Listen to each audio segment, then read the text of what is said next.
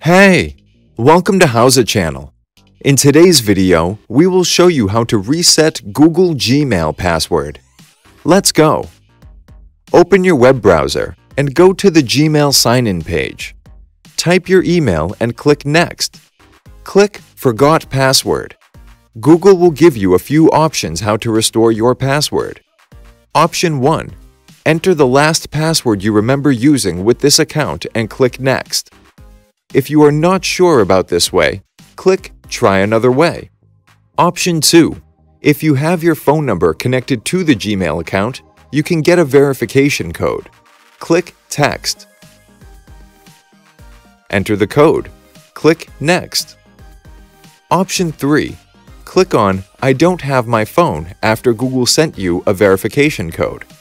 It will offer to send you the verification code to your backup email address. Click Send.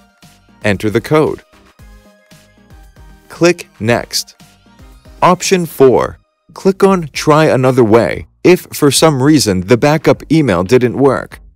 Enter the month and the year when you created your account. Click Next. Option 5.